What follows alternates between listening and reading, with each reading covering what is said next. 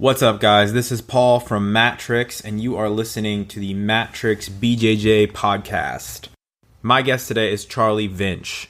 Charlie is the owner and operator of Budo Martial Arts Studio in Lawrenceville, New Jersey. Charlie is a brown belt in Brazilian Jiu-Jitsu under the legendary Phil Migliarese, and we had a great conversation the other day on this podcast.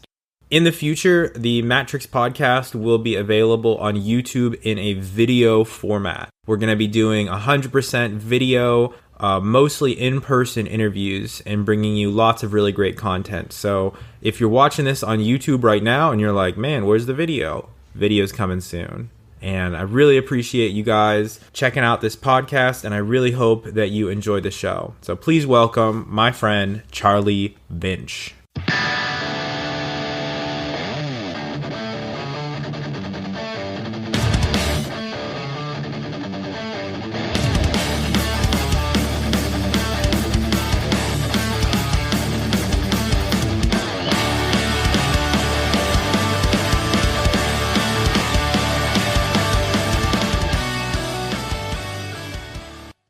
What's up, Charlie? It's great to have you on the show. Thanks for doing this, man.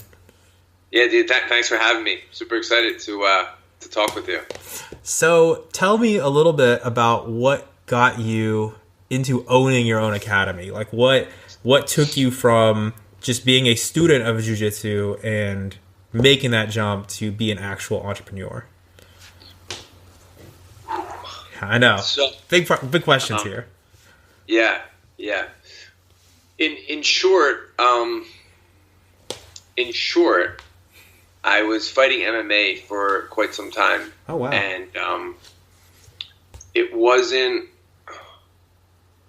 panning out physically from surgeries the way I had wanted it to.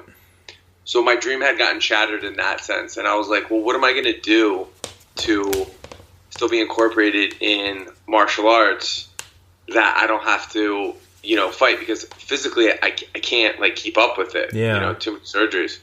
And I had gotten an offer to teach a Muay Thai program at a school. So I was like, yeah, I'd love to do that. I enjoy teaching. I enjoy training people in martial arts. So yeah, I'd love to do that.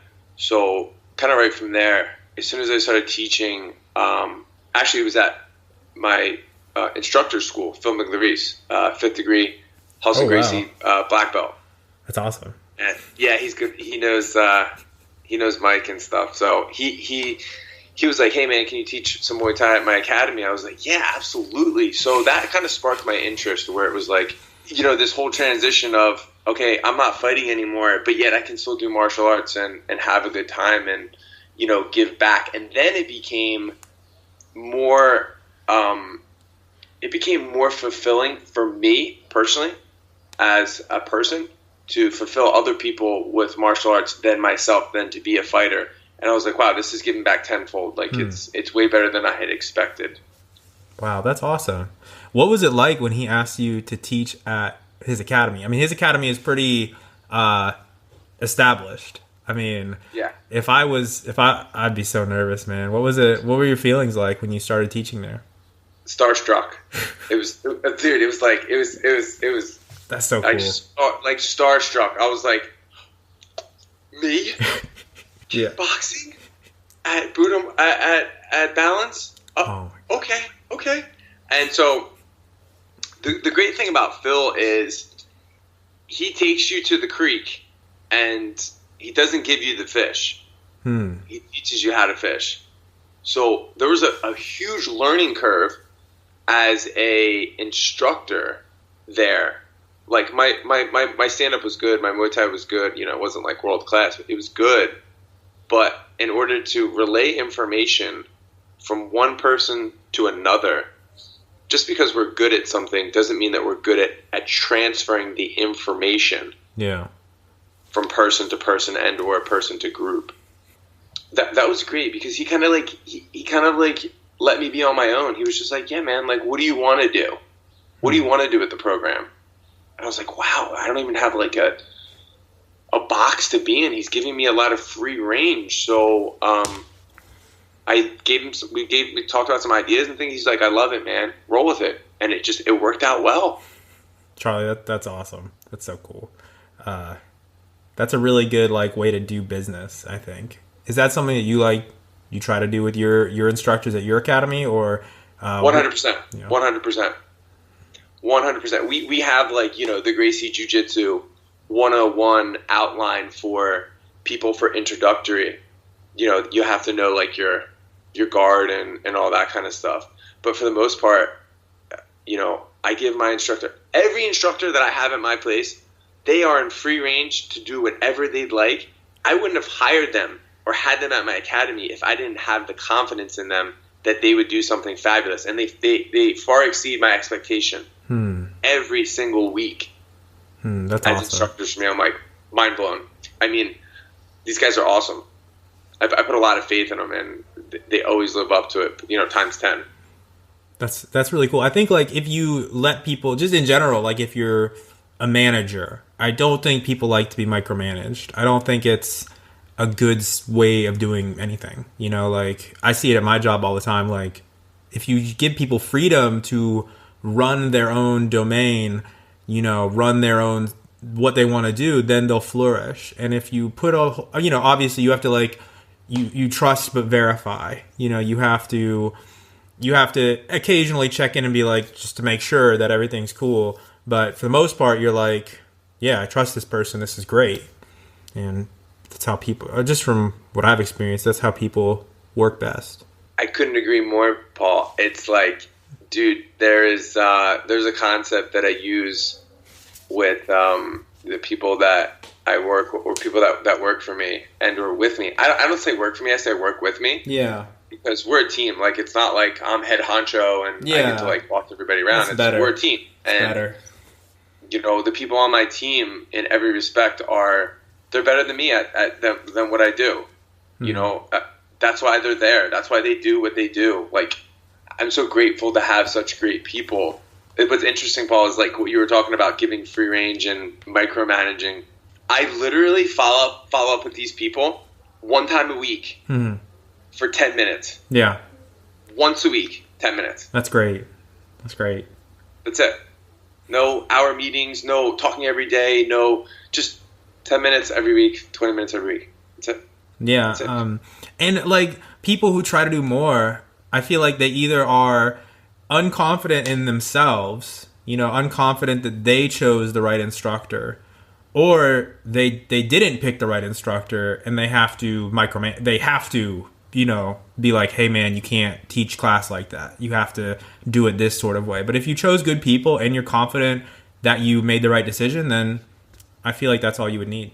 I mean, again, I don't own I don't really know what I'm talking about. I don't own an academy, but I feel that's all you would need, You're right, man. You're right. It's an ego kick. Yeah. It's an ego kick to instructors who don't want to have guys and girls that work for them that are better than them. I mean, everybody who works for me is better than me in every respect at teaching and doing things in the business. So it's a big kick to ego. For instructors to have somebody better than them at teaching. So, I think that's the biggest thing that holds a lot of people back in that respect, where they're oh, this person's better than me, but I have to tell them what to do. Yeah.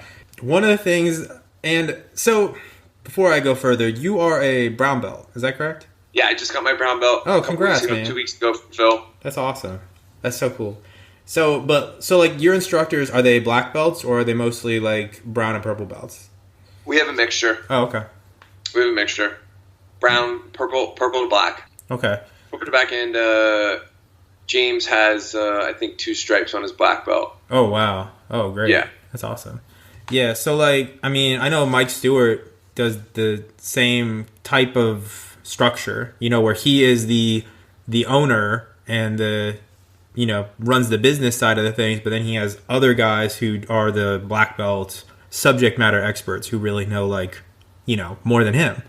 And it's just I feel that's the only way that makes sense for a really good business. Unless of course Phil Migliarese is a perfect example of a guy who is a black belt in business and a black belt, or coral belt right, in in jiu-jitsu. And soon to be, man. He's got 5 stripes. That's awesome. That's so cool. You get to mentor under him. But you know, like people like that are very rare. Like people who are like incredible at both. And I feel like most black belts are like, or people who open an academy who I've trained with. I know I've met so many where they're the black belt on the mats, and then they think like, well, I'm the highest ranking person in the gym, so I must also run the gym from a financial business perspective. Like it doesn't make sense. Like because you're a black belt in jiu-jitsu does not make you a black belt in, you know, marketing. 100%. Or whatever. Oh, dude, you couldn't have said that any better. Phil's a black belt in business and jiu-jitsu. Like, but I think, and I don't want to quote this, but I'm pretty sure he said this. I'm pretty sure he said that he was a black belt in business before he actually became a black belt in martial arts. I believe it. This guy's been doing it for forever. I mean, he was one of the first couple people in the area. You know, a lot of people don't know this, but Phil is just as good at tech stuff as he is at jiu-jitsu. Oh, wow. He's been doing tech stuff like for 20 years. That's awesome. That's so cool. Yeah. He does a lot of, he has a Yoga for Fighters DVD, right? I know that was one of his early exploits. I've listened to him on a few podcasts, but I'm by no means like a master of his, like, you know, I don't know everything about him, but I've listened to him enough to know that he for sure knows what he's talking about, and he's been very successful. And does he do a lot of yoga still, or is that something that you learned from him as well? Like, does he incorporate that into his usual lesson plan, or is it more something he does like for himself? He actually does it before classes. Every class that I've taken with him, we'll do like a short yoga warm up, and then we'll go into our jiu-jitsu. And dude, he's like Gumby. Yeah. Like when you roll with him, like, I mean, if you think you're gonna like push something and put it in an uncomfortable position and make him move, that's not happening. I feel like the guy could like put his legs behind his head and just be like, okay, like pass my guard. We have some people like that. Yeah, and you're just like, you can't muscle those dudes. No, I'm trying to get there. I just started doing yoga for BJJ like 5 months ago, and it is outstanding. You like it? It's incredible. I've ditched like pretty much everything else I was doing. Like I stopped lifting weights. I stopped like doing body weight or running, or like I'm gonna do more of that. But whenever, like, I just was getting hurt, like not hurt, but like, I don't know, I'd feel so stiff going into jiu-jitsu practice whenever I would lift weights, and then I'd have less energy on the mats. But now with yoga, I feel absolutely fantastic, and I feel like I've gotten way stronger. It's great. I could talk about them for forever. And the guys who run it, Sebastian and Miha, we become friends. So they're great guys. Really, really cool. So I highly recommend it to you and anyone else listening. But they're really great. And I think that Phil is like one of the people, as far as I'm aware, who first was like, hey, yoga is like a great way to supplement BJJ. I don't know if there are a whole lot of people talking about it before he did. And now it's kind of taking off to an extent. Yeah, man. Now it's a transition with. It's so interesting. It's such an interesting thing because if you look back at Choke, you know, the documentary Choke. Yeah. I mean, Hickson was doing basically, you know, yoga on the beach. Yeah. So I mean, with the breathing exercise, he was doing yoga. So when you look back at martial arts in general as a lineage. You know, some of the first martial arts ever in the world came from India. Mm-hmm. Yep. Which, you know, base, India, yoga. So they're all intertwined very, very closely. The mind, body, spirit, you know, in judo, in Japanese culture. So that's big, man. I think we lose that actually. Mm-hmm. And Phil actually incorporates that back around. And I do that at my studio too, where it's a mind-body approach. It's not just physicality. You know, you got to have both. You got to be able to chill and relax and breathe. Have you found that to be beneficial, like in your deep rounds when you're just tired? Oh yeah, I gas way easier. Or wait, I don't gas way easier. I messed my words up there, like a true yoga master. But it's weird because I feel like my cardio has gotten worse because I stopped running so much. Like, you know what I mean? Like now whenever I go for a run, like whenever I do, which is like maybe once every other month, I'll be like, holy crap, my lungs are, like I feel like, man, I haven't run in a while. But then when I do jiu-jitsu, I don't gas, like hardly ever. Maybe if I'm like going 110%, then yeah, I'll gas for like a couple seconds and then it's right back. So it's great. I don't know. I don't know what I did without it, and I wish I'd started sooner, but glad that I started now. Yeah, man. Listen, I'm going to see Phil today, and I'm going to get you a Yoga for Fighters DVD. Oh, I appreciate it, man. Thank you. Yeah, man, definitely. It's awesome. It's really, really, really good stuff. I would love to do it. I would love to check that out. Thank you. I appreciate it. Yeah, for sure, dude. I really appreciate it. And I'll hook you up. I'll hook you up with some yoga for BJJ if you're interested. Yeah, man. But yeah. Anyway, but that's really cool. Like that's kind of going back to what we were talking about before. Him being like a black belt in business, but also in jiu-jitsu. Like he saw that was a need in the market. Like that we need to have yoga incorporated into this. This is so good, and that's really cool. What are some other things that you like have got from working with him or training under him that you incorporate into your business? I know it's another broad question. So many things. Many things. One thing that stands out, I would say, the way that you treat people who come into your gym. So it's not the training, it's not, the rounds that you put in and this and that. It's literally one of the best things I picked up from Phil and Rick were, how do you treat somebody when they come into your gym? I mean, literally, that's somebody. Have you ever heard the saying, nobody will ever forget the way that you made them feel for the first time you've ever met them? Yeah.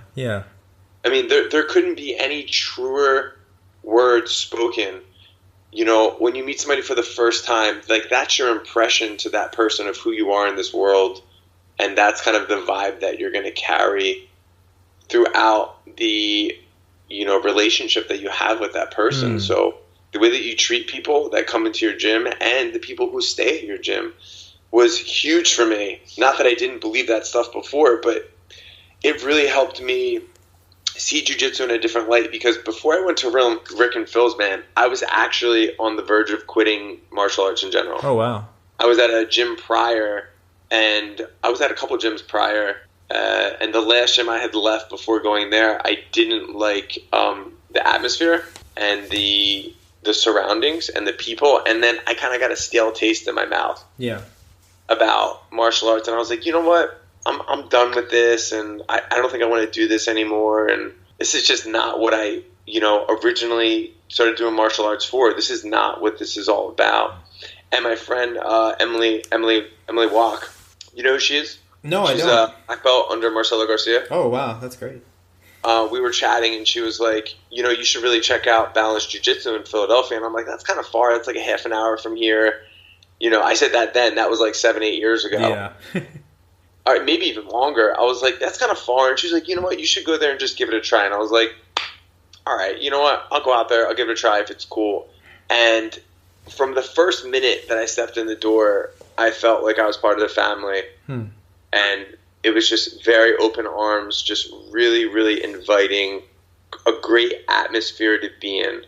And then I got my butt handed to me on the mat by a dude that was 140 pounds, just smoked me. Yeah. It's like, this is a good place. And then we came to find out that me and Phil have family members who know each other, and we it was weird, man. It was trippy. That's cool. It was meant to be. Match made in jiu-jitsu heaven. Yeah. That's cool. How do you incorporate that into your gym on for someone who comes in for the first time, they've never done jiu-jitsu, what does their first day of training look like?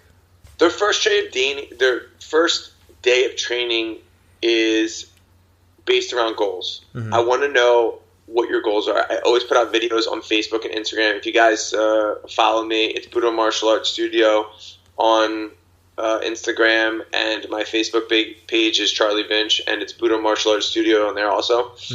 Paul, I always post videos, and I want to know what people's goals are. So I want to know, why they came in and how I can help them achieve their goal. And that to me goes back to our original, what we opened up with was, how can I give back to these people? Because this is so rewarding for me. I don't care if I win gold medals and have all that stuff. It's big for me to give back to people. How do you follow up with a student after their first day? How do you follow up with those goals and help them to achieve? I mean, obviously, let's say someone comes in and they say, my goal is to lose weight. That's it. Don't care about self-defense. I mean, self-defense is cool. Martial arts are cool, whatever, but losing weight, that's me. That's a great question. What I'll do is I always follow up with them in class. Every time I see them in class, I'll go over and talk to them. Hey, man, how's everything going? How do you like, jiu-jitsu so far? I know that you said that you wanted to lose weight. What are you doing right now proactively to lose weight? And we kind of just go from there. If they're like, I haven't been doing anything, I'll, give them some goals to achieve on a small scale first. And then we move to a larger one. So I'll ask them for weight loss. I'll be like, hey, man, you're really looking to lose some weight. Do you drink water? 9 times out of 10, they'll be like, yeah, but not that much. And I'll say, do you drink soda? Yeah, I drink soda. Okay, do you drink a lot of other, calorie-dense, liquids? Yeah, I usually do. All right, cool, man. Hey, for the next week, I want you to cut out all calorie, liquids and just drink water or tea or something very, very low in sugar. And then, and then we'll have a conversation again in the week after. I feel like when we do goals, I don't bombard people with you got to do this, you got to do that, you got to do this, you got to do that. It's too much, man. Yeah. I don't know if you know, but there's a lot of studies that actually prove that bombarding people with things and goals immediately really usually result in, in loss. Yeah, it's small wins first. Small wins first. You get momentum through small wins to get your big win. That makes sense. For some people, small win is just coming to class or just doing the workout, stuff like that. So then you build off of that, and then you throw in a little nutrition advice. But yeah, I've done that before. People ask me for my advice, and then I bombard them with stuff. I've lately had to be hold back. Don't just give them one thing. Especially people who are just starting jiu-jitsu, brand new white belts who come to the gym and it's their first day and they're super excited. We have some kids who are super excited. So I live in Germany, as we've talked about before, and one of the things about Germans that really is impressive is they are all in on something. So Germans, if a German tells you I have a hobby, they are all in. They are not, sometimes in America, that was one of the big differences I've seen is you have an American, they're yeah, I have a hobby, me and my friends, we play soccer every other weekend, I have a hobby. Yeah, I don't know, I paint. Germans, they're yeah, I have a hobby. I do jiu-jitsu 5 days a week. That, you know what I mean? If they do something, they're all in. They're either not going to do it or they're going to be all in. You know what I mean?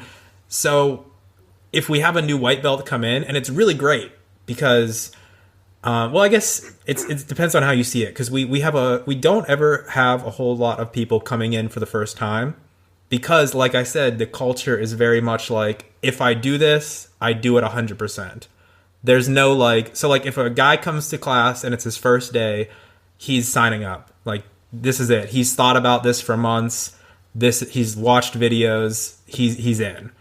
And it's great, but we don't get a whole lot of new people, but when we do, they're the most excited white belts I've ever seen. And they ask me tons of questions right away. They're how do I do this? How do I do this? I watched the UFC, I've seen this move, I've seen that move. How do I get out of these? And I've learned you have to just give them a little bit at a time.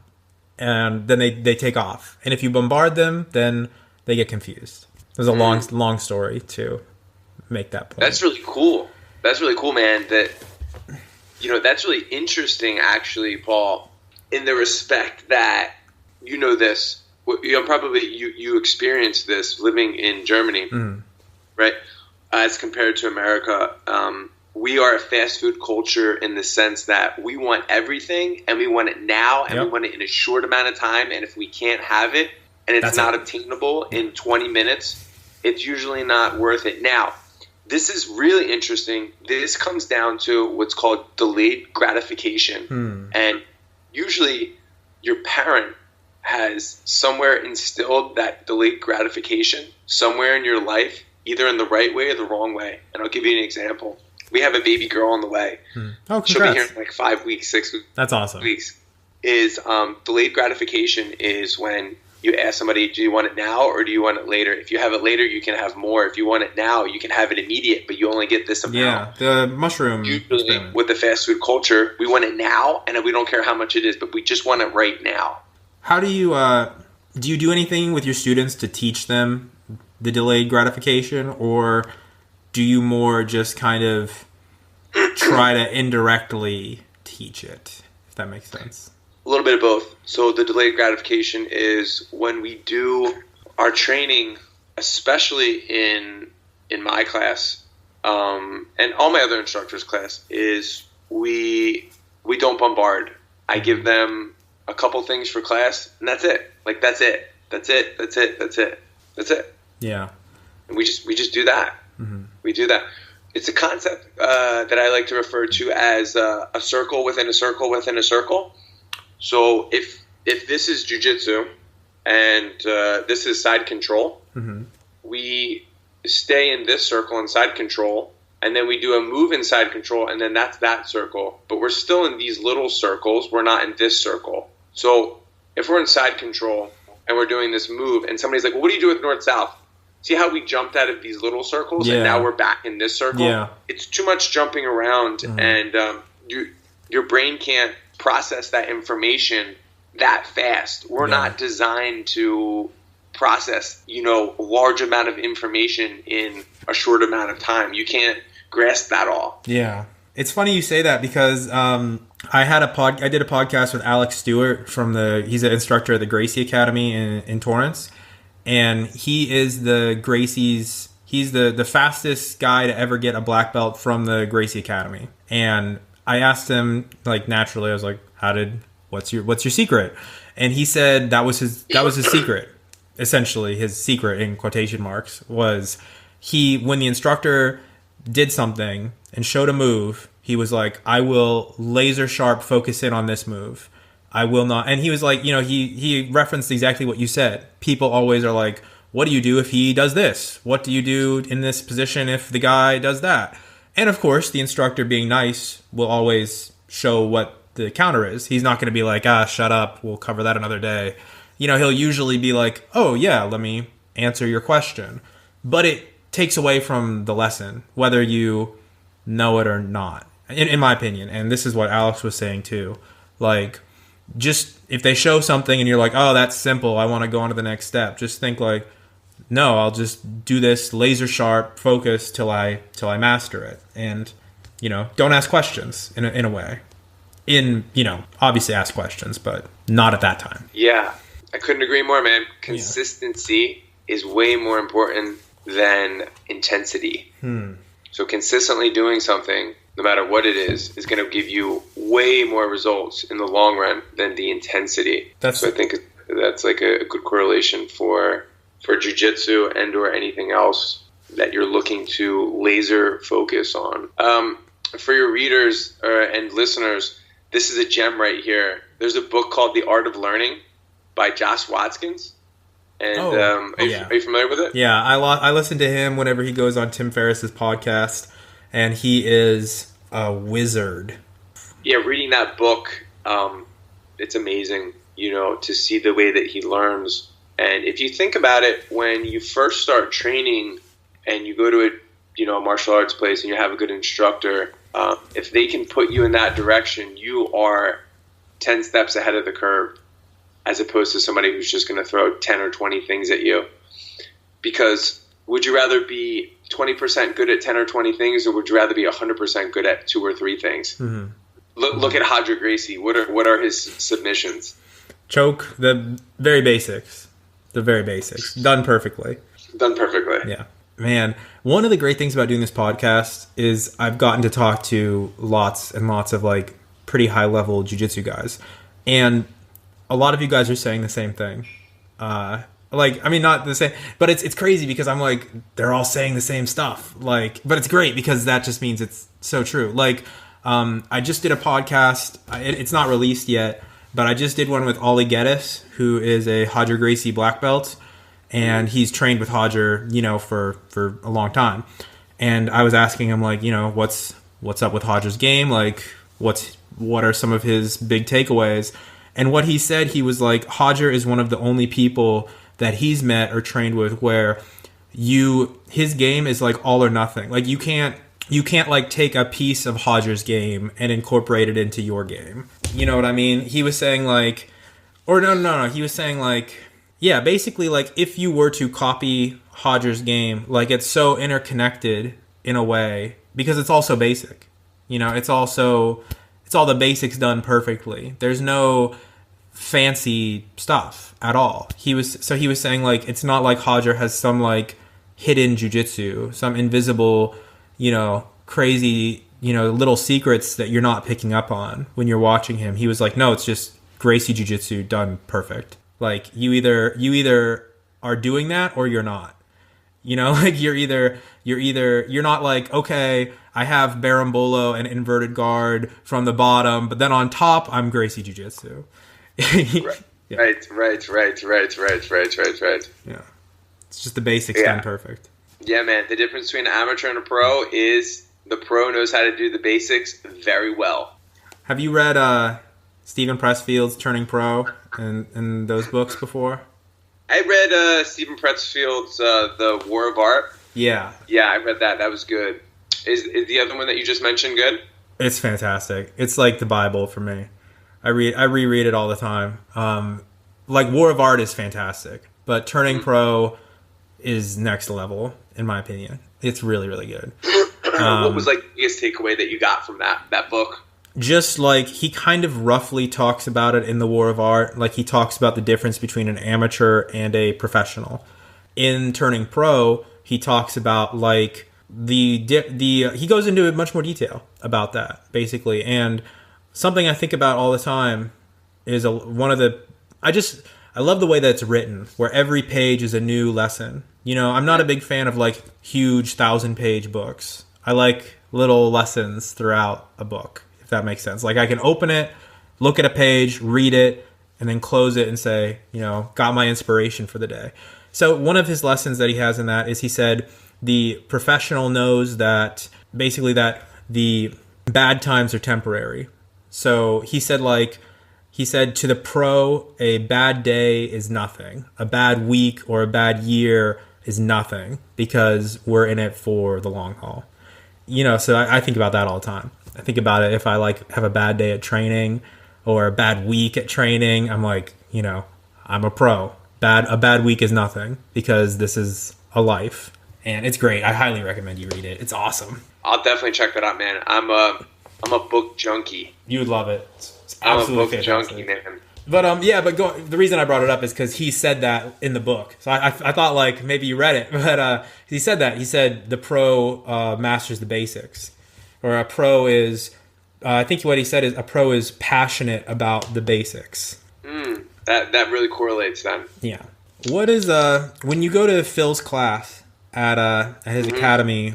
What is the training like? Like what types of moves is he showing? Is it very traditional Helson Gracie, or does he have some of his own additions? Both. It just depends on the week, man. Yeah. I mean, we have some classes. This is a great thing about him in the academy. And in some places we'll do it, in some places won't do it. But I feel like we're spoiled in the sense where we'll have a class where Phil will have us either like come into class and be like, all right, guys, what are you having issues on rolling? Like, we'll go over it right now. Like, everybody's getting a personal, and they like it's like mind blowing. Like, dude, you guys are getting thousands of dollars of information, you know, years of jiu-jitsu that he literally just said to the whole class, okay, guys, what are you having issues with? I'll break it down for you right now. And like, I'm surprised sometimes, you know, like we get hands that go up, and like my hand is like, as soon as he said that, I'm like, Me. Yeah. I want to pick his brain all the time and dissect things. And I think that's really cool because, if we're, going over certain moves and you're having an issue with something, he's going to address it right there on the spot. A 5th degree black belt under Helson Gracie, world champion, him and his brother. You couldn't get any better than that, man. That's so cool. And then other times we'll start out with rolling, and then after we're done rolling, I'll have a breakdown after class and be like, okay, where did you get caught? What was going on? Oh, that's pretty cool. That's pretty interesting, isn't it? That's pretty cool. That's not something I've heard before. Yeah, like we'll start class, like we'll do just like a really short like warm up little yoga, and then be like, all right, rounds, go. And we'll do like an hour straight of rolling, and then we'll do a half an hour of the breakdown after.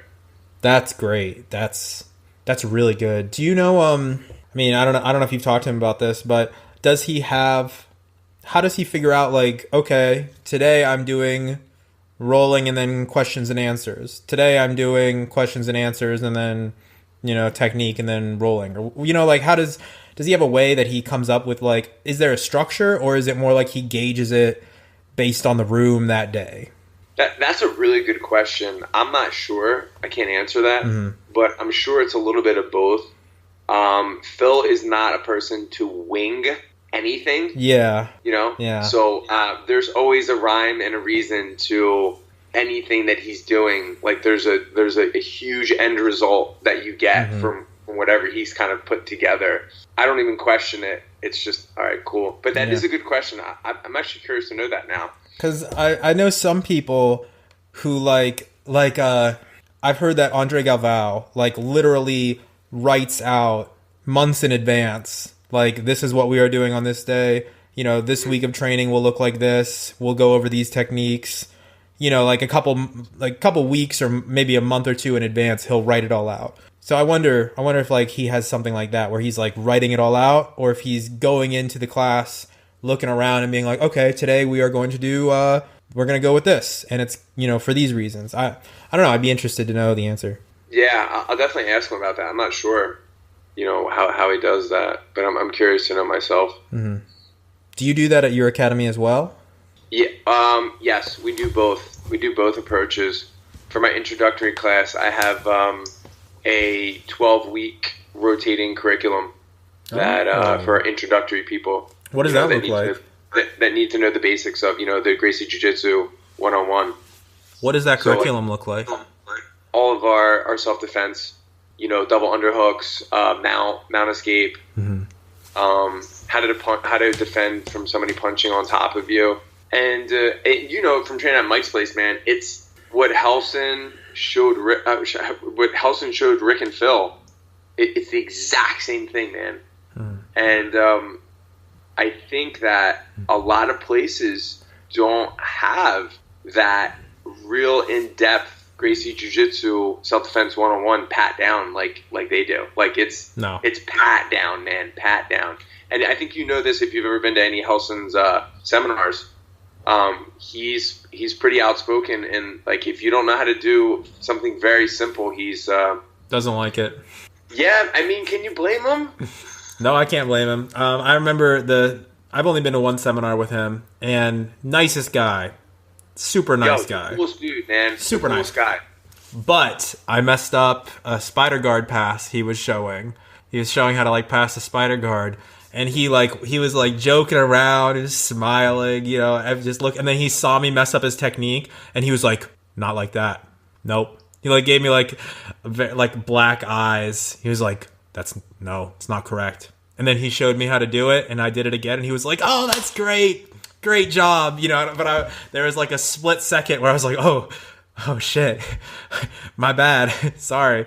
But it was great. Yeah, man. Yeah, so they have that down pat, and it's all the basics of takedown defense, and if somebody's striking against you from a standing position, and how to take somebody down and get out of the situation. Very, very, very simple stuff. But a lot of the stuff that we miss as jiu-jitsu practitioners, and sometimes we can get too into the sport aspect and forget all about the self-defense aspect of why certain people are coming to jiu-jitsu.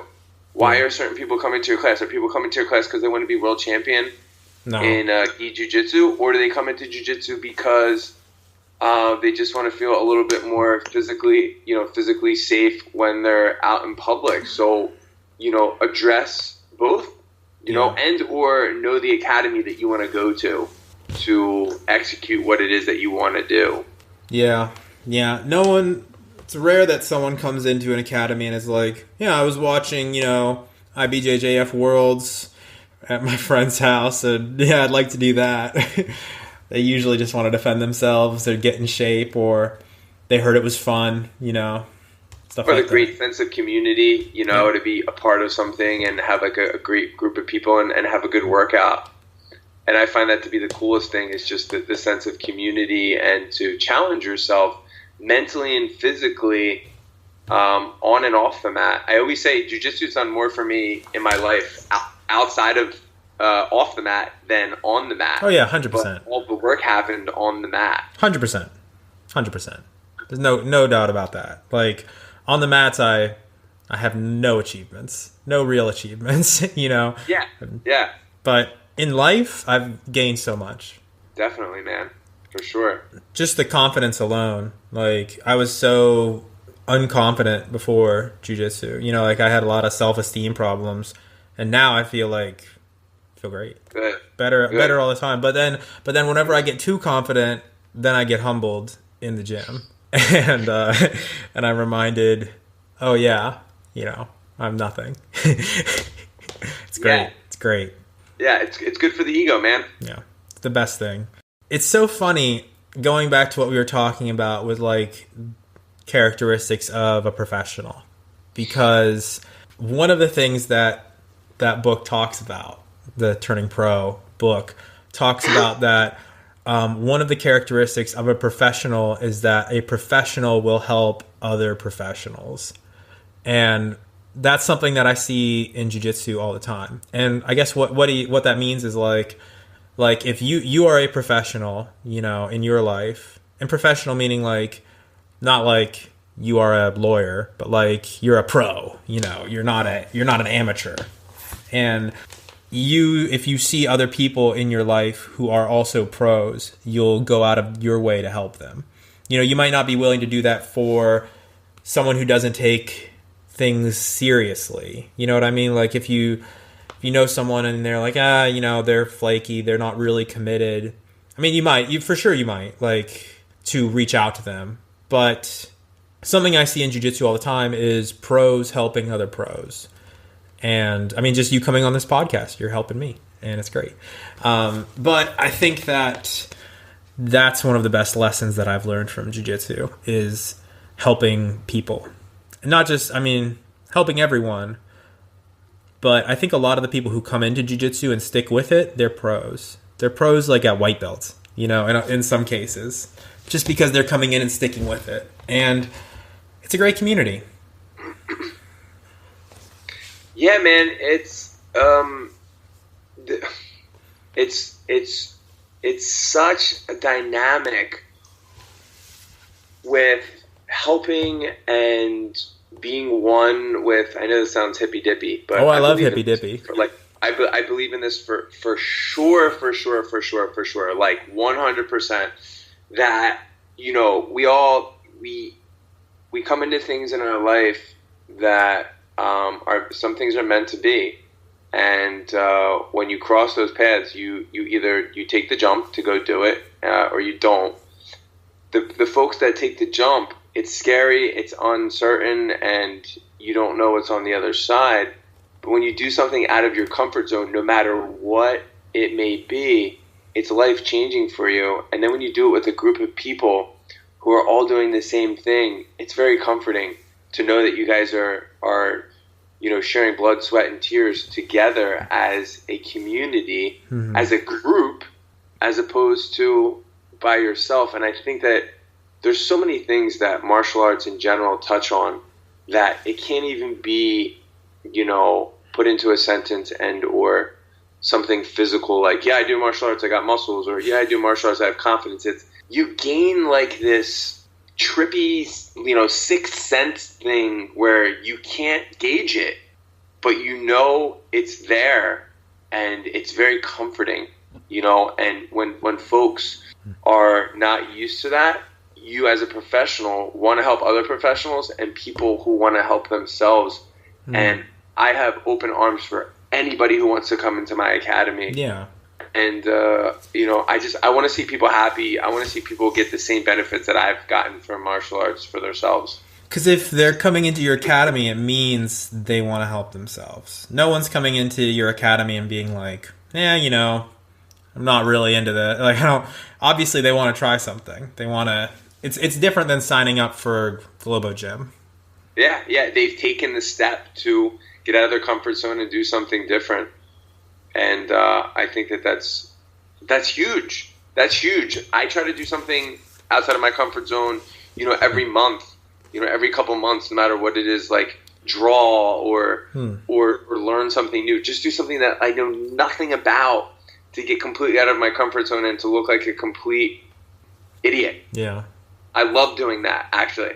I did this really cool, this was like a couple months ago. Actually, this was probably like a half a year ago. I did this yoga class that had some like movement impromptu stuff. And like when you'd look at it, you'd be like, I'm not doing that. That looks so weird. And, you know, people aren't talking to each other, just like moving around on the floor. And I was like, dude, if you're going to, in my mind, I'm like, if you're going to do something outside of your comfort zone and you're scared in your mind what you think about yourself, this is the best place to do it. Just get out there and just feel like a complete idiot, you know? But I didn't. I in the beginning, I was like, oh my God, I don't know what I'm doing. Like, I don't know what this is. But the sense of the community there was great. And I moved and I felt great. And I was just like, wow, this is cool. This is something completely out of my comfort zone. Mm-hmm. Yeah. That's awesome. It's really cool. What other things do you do, like, outside your comfort zone? There's some things that I do outside of my comfort zone. So this is a good question. I had a conversation with one of my friends at my gym, and he said, I said, do you want to do this before we train? He said, no, I don't want to do that. I don't like to do that. That means you got to do it. Said, he goes, do you do things you don't like to do? I said, all the time. I do things on purpose that I don't like to do. Mm-hmm. Like, you know, meditate in the morning or some Wim Hof breathing, like some of the stuff that, like, I'm like, I don't want to do that. I make myself do it, you know? If it's beneficial for me, I'll make myself do it. So probably one of the things that I've been doing lately that I find to be challenging or outside of my comfort zone that is just not like that's new is this mobility stuff in the morning when I first wake up. Mm-hmm. It's very, very, very small movements. It's called CARS. That's like the term. I'm not sure what that means, but one of my students, she's like a movement specialist. Oh, cool. So she's been having me do this stuff in the morning. You know, I don't know what I'm doing. I'm just doing it. Do I like doing it? No, I don't like doing it, but I do it because I don't like doing it. If you can't, you must. Yeah. If you can't, you must. Mm-hmm. I think that's what helps us grow as martial artists is if you don't like to do something, that's the best time to do it. That's the best time to do it. Yeah. That's a great lesson. It's a really great way to think about it. I'm glad you do that. My wife thinks I'm nuts because I don't like taking cold showers, but I make myself do it every day. Me too. I do it. Well, maybe not every day, but I just took. She's like, it's so cold outside. Yeah. Why would you do that to yourself? I was like, because I don't like it, so I make myself do it. Yeah, it's so good for you too. I did a cold bath last night for 10 minutes, and I was shivering the whole time because it sucked so bad. But I'm so glad I did it, and today I feel great. It's so good for you going into like Wim Hof and all that stuff that you just mentioned. Like, it's the best. It's the best. It's a whole different can of worms, but I love cold exposure, like cold showers and saunas too, to get like the other end of the spectrum, and it's all great stuff. Super hard though. Do you have any kids, Paul? No. So with my daughter on her way, I've been, you know, subconsciously and I've been consciously doing things that I don't like to do, for an example, for my daughter, and then the things that we don't like to do become the things that, you know, we can do with no problem. Mm-hmm. So I watch my language also around my wife and the people that I train with, that I mentor and hang out with.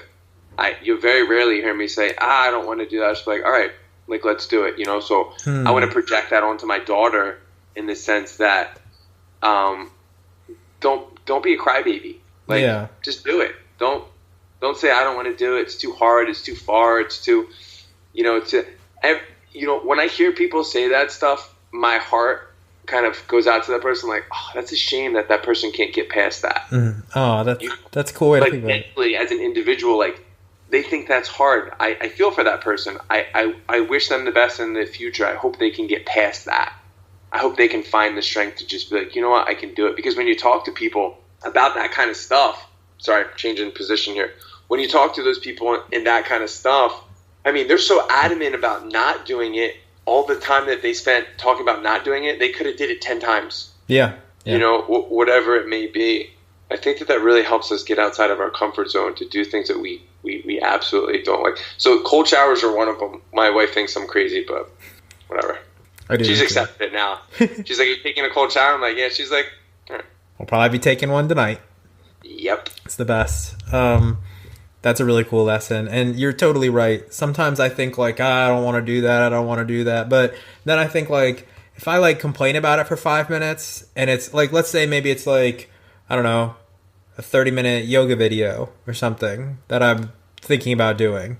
And I'll be like, I don't want to do it. I'm like, if I spend like 10 minutes thinking about how I don't want to do it, that's like a third of the class. I could just do it and I'm already like almost done. Or anything. Or if it's like I don't want to, I don't know, move a piece of furniture and I'm thinking about how I don't want to do it, or like clean the house or something. I'm like, I could just do it and then instead of thinking about it. Yeah, Paul, and that's really interesting because when you say that, I don't want to do this, I want to do that, it's very, very, very natural for our million-old brain to say, I don't want to do this.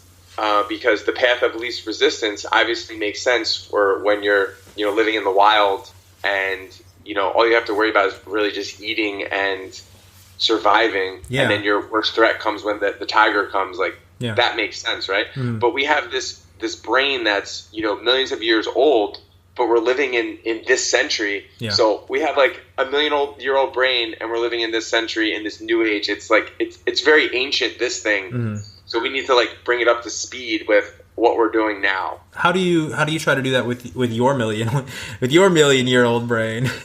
Mine's having some difficulty. I heard something really, really, really, really pivotal from Tony Robbins. I love Tony Robbins. He's very inspiring to me.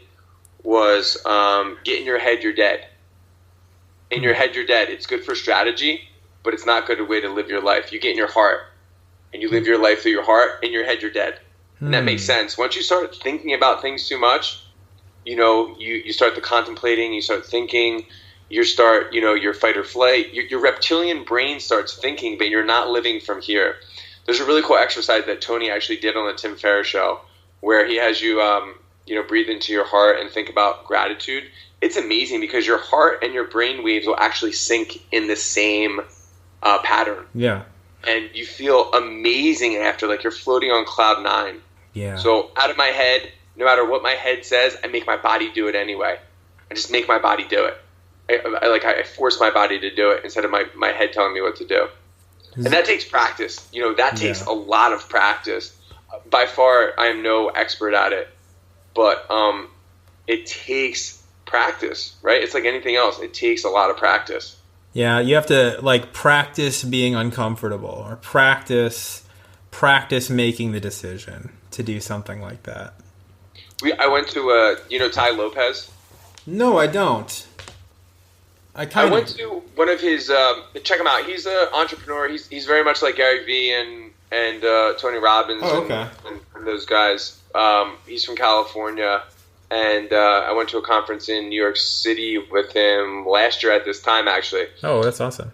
And there was a room, a couple hundred people. And he said, okay, everybody who does jiu-jitsu, put your hand up. And like there was like 2 people. It was me and like some other guy. And he's like, who takes cold showers here? And like I put my hand up, of course. And a couple other crazy people put their hands up. And he's like, you know what you should do? He's like, you guys should go take ice cold showers and go do some jiu-jitsu. Toughen yourselves up. And everybody's like, what? I don't want to do that. And he's like, that's why you should do it, because you don't want to do it, because you don't have that dynamic of yourself. And that's awesome. Which helps, man. But you know what, Paul? On that same stream, some folks have that and not enough of the other things. Yeah, I agree. So we got to find the yin and the yang. Some dudes, I mean, there's dudes that could, obviously there's plenty of dudes who bury me in jiu-jitsu and, kickboxing and all those kind of physicality things. But then when we look on the other spectrum with the way that they treat themselves and or others, it's very different. So having a good balance it's tough, man. It's tough, but it's key. I think the balance is the most hardest but most important way. That's ultimately, I think, what we're all trying to get after, whether we know it or not. One thing that I love about jiu-jitsu, because I started off in judo, and I've also done ninjitsu and a few other like traditional martial arts, and I don't know, I looked into lots of martial arts, and jiu-jitsu is one of the only ones today, like in the modern day, that I see where there's lots and lots and lots of talk about like philosophy behind things. You know what I mean? Like I didn't really get that a whole lot in judo. Not at all, really. Like we would just go to, I don't know, there's not a whole lot of, like I go on like judo forums and stuff like that, and there's no one talking about like the philosophy and lifestyle behind judo. Maybe I'm looking in the wrong place. I don't know. I mean, there is. I'm not saying there isn't, but I feel like it's a lot more in jiu-jitsu. I don't know, and I don't know why that is. Maybe it attracts a certain type of person. It may be just the information and the links to certain places. I started with Jeet Kune Do. Oh, cool. Martial arts. That's what I started with 17 years ago. Wow. So I've been in the martial arts game for half my life, more than half my life, and I had a lot of good philosophies and lifestyle and all that stuff. It really comes down to who's the teacher. Yeah, you're absolutely right. What are they teaching you? Who have they learned from? What is the lineage of what you're learning? I think that's very important. Yeah, I think you're right. When it comes to picking who and what you want to do with martial arts, it's very important because students start to act like the teachers. So if you look at an instructor and you're like, I admire that person and the people there, I'd like to be part of that group, then that's a good thing. But if you're looking at the instructor and the people and you're like, man, that doesn't coincide with what I'm about or it's probably not going to be a good fit. That's really cool. It's cool that you think about this stuff. I think about it all the time. And it's always great to know, like, there's others out there who are fighting the fight for not only jiu-jitsu, but also, like, philosophy and spirituality behind martial arts. Dude, we wouldn't have martial arts if it wasn't for that. Yeah. I mean, just go really deep back into martial arts.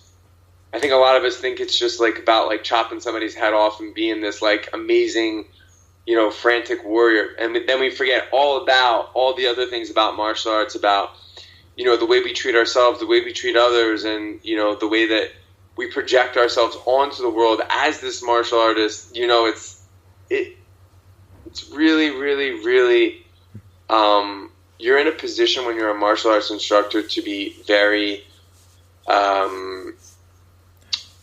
what's the word I'm looking for here? You can project yourself onto people, and I think some people use that in the wrong ways. And I think we have to be careful with that. We have to be careful with that because, there's people that trust us in our profession, and if you're not putting your best foot forward, you're damaging these people.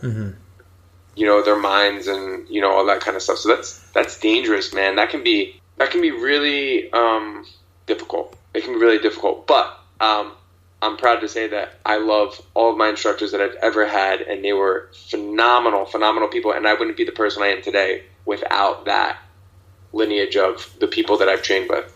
I think that's a great note to end the show on. Is there anything that you want to promote before we head out of here? Anything I want to promote before I get out of here? No, I don't really have anything per se to promote. But I will say all of you out there that are interested in getting into martial arts, if you haven't, the reason I got into martial arts when I was, and we can do this on another podcast, we could probably do this for like a couple hours. Easy. The reason I got into martial arts when I was 12 or 13 is because, I was physically, mentally, abused, and it's a hard thing to get out of. But when I found martial arts, it's changed my life. So if you're at a spot in your life where, you don't feel good about yourself and you're going through a hard time, find a good martial arts place, no matter where it's at. You can message me. If I know somebody in the area, I'll find out if it's a good spot for you. It literally will change your life. It will literally change your life. So I'd like for those people out there who haven't tried martial arts to give it a try, because it's so much more than just being physical. It's the mind, body, spirit. It's the yin and the yang. You're relating to another human being. You're not just, relating to a mat or a weight or something that you have no connection with. We're connecting with real human beings. That's the coolest part about martial arts. I couldn't agree more. And thanks so much for doing the show. I'll post links to your academy and your information in the show notes. So nice. Anyone listening and everything else we talked about will be in the show notes as well. So people can find that information at trekjitsu.com. And Charlie, thank you so much for doing this. I really had a great time, and we'll have to do this again in the future. Hopefully in person sometime in the next year to 2 years or so. I don't know. Yeah, you come back to America soon? I have no trip planned, like on paper, or in the money, but I will soon. Where in Germany are you?